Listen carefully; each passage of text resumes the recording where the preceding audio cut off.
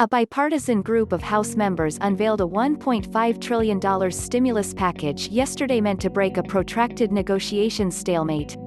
While House Speaker Nancy Pelosi dismissed the proposal, it has gotten support from an unlikely source, the White House. Mark Meadows, the White House Chief of Staff, said that while the $1.5 trillion proposal was higher than Republicans prefer, it was not a showstopper at this point.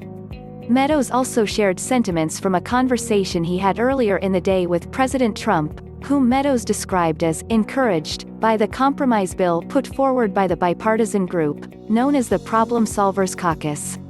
After weeks of an increasingly bleak outlook on a stimulus deal, Meadows said he was probably more optimistic about the potential for a deal in the last 72 hours than I have been in the last 72 days.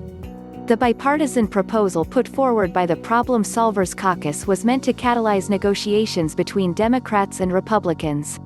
The plan included a second round of $1,200 stimulus checks, which have the support of both parties as well as the White House.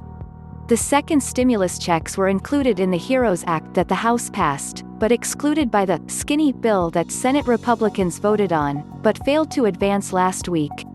It also proposed a $450 per week federal unemployment booster for 8 weeks, followed by a weekly benefit of up to $600, but capped at 100% of a person's previous wages.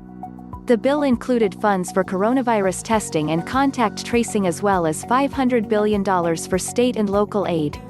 State and local aid funding has proven to be a key source of friction during negotiations, with Democrats calling for $900 billion or more in aid and Republicans proposing $150 billion.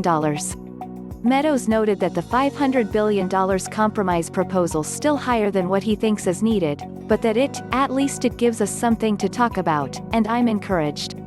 Republicans had also reacted tepidly to the bipartisan proposal.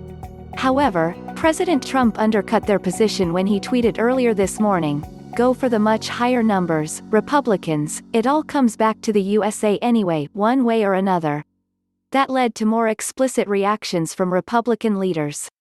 John Thune, South Dakota, the number 2 Republican in the Senate, quickly warned that a $1.5 trillion proposal would lead to heartburn among Republicans. He continued by noting that a higher price tag would lead to few Republicans signing on to anything passed by the Senate. So it's gonna have to stay in a, sort of, realistic range, if we want to optimize the number of Republican senators that will vote for it, he added. Others were more optimistic. "I think there is a deal to be had here," said Senator Roy Blunt, R. Missouri. "My concern is that the window closes probably at the end of this month.